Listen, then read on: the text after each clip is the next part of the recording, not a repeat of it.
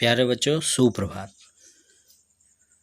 आज हम जनसंचार माध्यम में आगे पढ़ेंगे। अभी तक हमने जनसंचार के तत्व पढ़े। अब जनसंचार के कार्य हम पढ़ेंगे कि जनसंचार के क्या कार्य हैं। तो जिस प्रकार संचार के कई कार्य हैं, उसी तरह जनसंचार माध्यमों के भी कई कार्य हैं। उनमें से कुछ प्रमुख कार्य इस प्रकार हैं, जैसे सूचना देना। तो जनसंचार माध्यमों का प्रमुख कार्य सूचना देना है। हमें इसके ज़रिए ही दुनिया भर से सूचनाएं प्राप्त होती हैं। भाई जनसंचार माध्यम से ही, चाहे वो टेलीविज़न हो, इंटरनेट हो, रेडियो हो, हमें विश्व में होने वाली घटनाओं के बारे में इन्हीं के माध्यमों से जानकारी प्राप्त होती है। और हमारी ज़रूरतों का बड़ा हिस्सा जनसंचार माध्यमों के ज़रिए ही पूरा होता है। जैसे आज ऑनलाइन जो शॉपिंग का क्रम चला है, तो वो भी जनसंचार का ही एक हिस्सा है। और इसके बाद अगला कार्य है शिक्षित करना।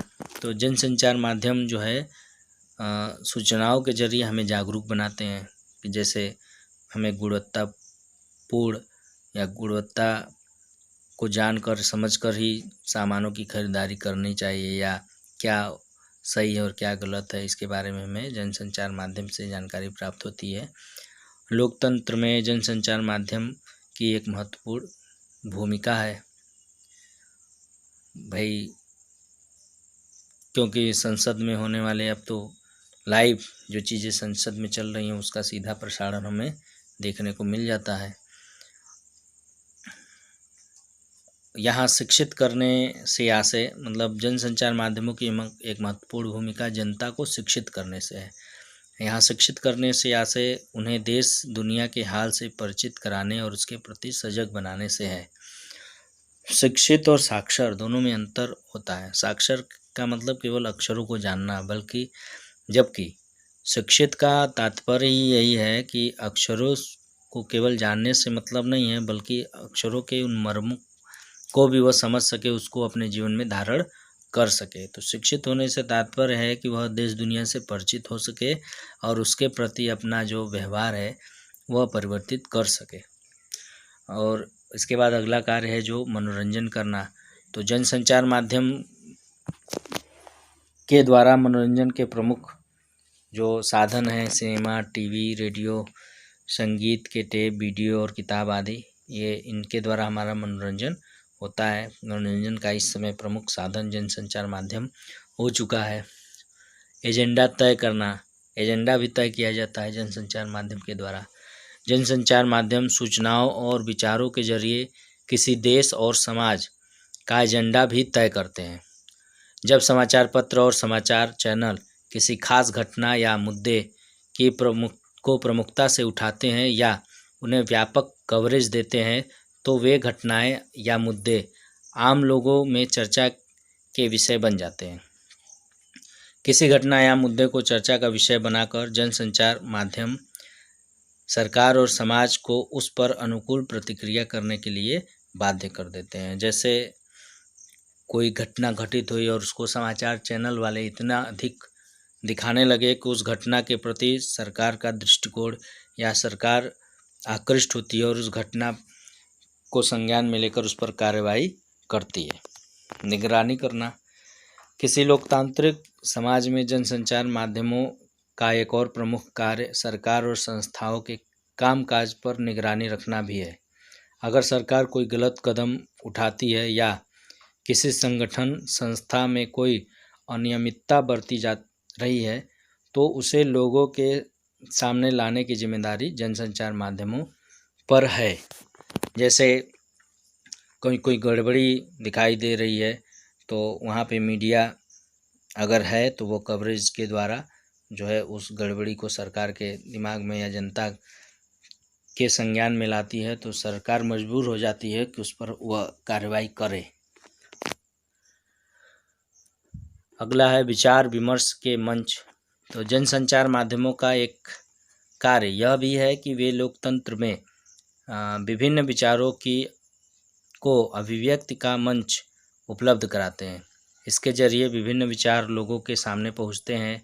जैसे कई समाचार पत्र के संपादकीय पृष्ठ पर किसी घटना या मुद्दे पर विभिन्न विचार रखने वाले लेखक अपनी राय व्यक्त करते हैं।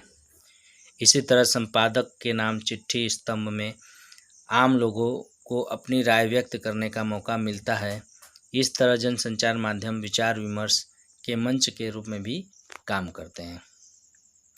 अब भारत में जनसंचार माध्यमों का विकास, तो भाई भारत में जनसंचार माध्यमों का अगर विकास हम परंपरागत रूप में लें तो भाई नारद मुनि, जो हम कह सकते हैं कि एक तरह से सबसे बड़े पत्रकार थे, वो सूचनाओं को इस लोक और परलोक, मृत्युलोक और स्वर्गलोक दोनों तरफ विचरण करते थे वो।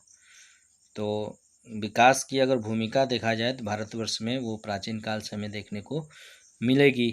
और उसके बाद आप संजय एकमात्र उदाहरण हैं, एकमात्र नहीं प्रमुख उदाहरणों में से एक हैं, जो महाभारत काल में धृतराष्ट्र और गांधारी को जो युद्ध की जो भी घटनाएं होती थी उसका सजीव वर्णन वह करते थे, उनको दिव्य दृष्टि प्राप्त थी।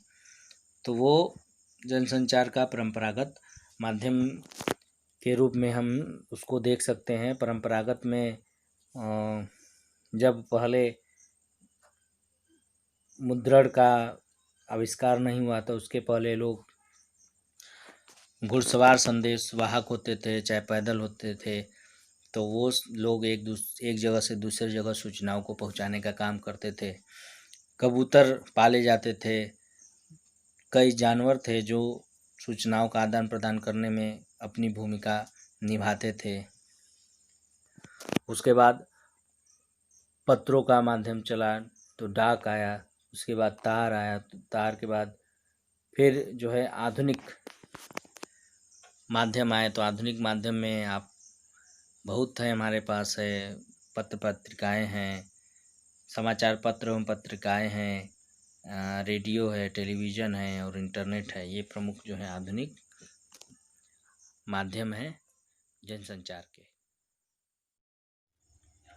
समाचार पत्र पत्रिकाएं जनसंचार की सबसे मजबूत कड़ी पत्र पत्रिकाएं या प्रिंट मीडिया ही है। हालांकि अपने विशाल दर्शक वर्ग और तीव्रता के कारण रेडियो और टेलीविज़न की ताकत ज़्यादा मानी जा सकती है, लेकिन वाणी को शब्दों के रूप में रिकॉर्ड करने वाला आरंभिक माध्यम होने की वजह से प्रिंट मीडिया का महत्व हमेशा बना रहेगा। तो पत्र पत्रिकाएं और समाचार पत्र जो है वो जनसंचार में एक महत्वपूर्ण भूमिका निभाते आ रहे हैं पहले से, और आज भी ये उतने ही प्रासंगिक है अब भी। आज़ादी के पूर्व इनका महत्वपूर्ण कार्य जो था वो लोगों को जागरूक करना था, लोगों को एकजुट करना था। अंग्रेज़ों के खिलाफ या जो अंग्रेज़ों का जो शोषण या अत्याचार हो रहा था उनको जनमानस तक पहुंचाने में पत्र पत्रिकाओं का बहुत ही महत्व था आज़ादी के पूर्व। आज़ादी के बाद इनका जो कार्य हुआ वो देशभक्ति से अधिक ओतप्रोत था, लेकिन बाद में इनमें भी व्यावसायिकता यानी जो व्यावसायिक हित साधने की बात हो गई। तो आज जो है इनका एकमात्र लक्ष्य जो है वो व्यावसायीकरण ही है, व्यावसायिक हित ही हो चुका है। अगर हम भारत में समाचार पत्र की बात करें या विश्व की बात करें तो विश्व में करीब अखबारी पत्रकारिता का अस्तित्व जो है वो 400 साल से अभी तक 400 साल से यह कार्य चल रहा है।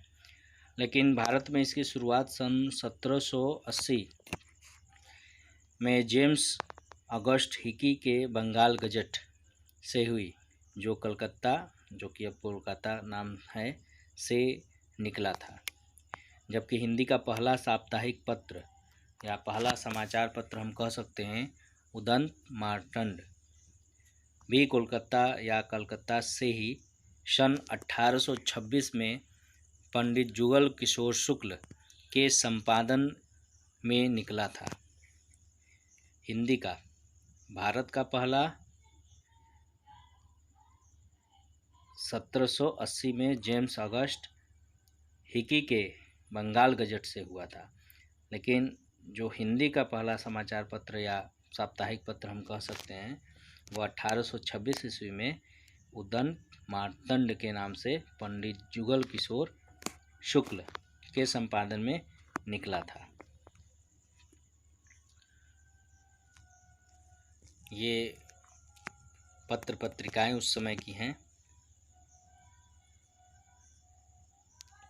ये सभी आपके सामने जो है, इसमें आप देखिए आज़ादी के दिन का हिंदुस्तान है। जो हिंदुस्तान ये है, यह आज़ादी के दिन का है।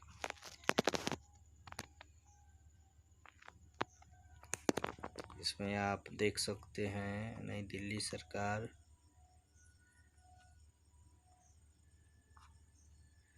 फ्राइडे अगस्त 15, 1947, ये स्पष्ट रूप से यहाँ। और जो है हिंदी के विकास में अग्रणी भूमिका निभाने वाली सरस्वती पत्रिका, जो काफ़ी लेखकों ने इसका संपादन किया है। प्रेमचंद द्वारा संपादित हंस पत्रिका का पहला अंक 20वीं सदी के साप्ताहिक बदलाव का मुख्य पत्र मतवाला। बनारसी दास चतुर्वेदी द्वारा संपादित जुलाई 1947 का विशाल भारत। तो ये सब उस समय के या आज़ादी के समय के ये पत्र पत्रिकाएं हैं। तो हिंदी भाषा के विकास में शुरुआती अखबार और पत्रिकाओं ने बहुत महत्वपूर्ण भूमिका निभाई। इस लिहाज से भारतेंदु हरिश्चंद्र का नाम हमेशा सम्मान के साथ लिया जाएगा, जिन्होंने कई पत्रिकाएं निकाली।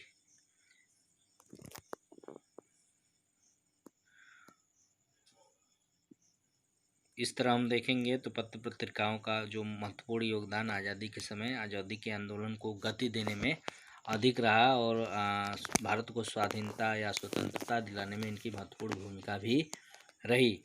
और आपको यह भी ज्ञात होगा कि या आपने अभी तक पढ़ा भी होगा कि पत्रिकाएं कुछ ऐसी रहती थी जिनको अंग्रेजी सरकार द्वारा जब्त कर लिया जाता था, क्योंकि वह अंग्रेजी सरकार के विरुद्ध कार्य करती थी। आप हिंदू पंच के बलिदान अंक के बारे में पढ़े होंगे, जो 9वीं कक्षा में आपका नाना साहब की पुत्री देवी मैना को भस्म कर दिया गया, उसमें चपला देवी के बारे में जो लिखा गया है तो हिंदू पंच के बलिदान अंक का था, तो उसको भी जब्त कर लिया गया था। आज़ादी के बाद उसको पुनः प्रकाशित कराया गया था। तो ये सब जो है पत्रकारिता के या समाचार पत्र पत्रिकाओं का हिस्सा था। 1780 में प्रकाशित होने वाला भारत का पहला अखबार बंगाल गजट, ये भारत का पहला अखबार था। और हिंदी का पहला जो था वो उदंत मार्तंड, जो 1826 में, ये भी बंगाल से ही, कोलकाता से ही प्रकाशित हुआ था।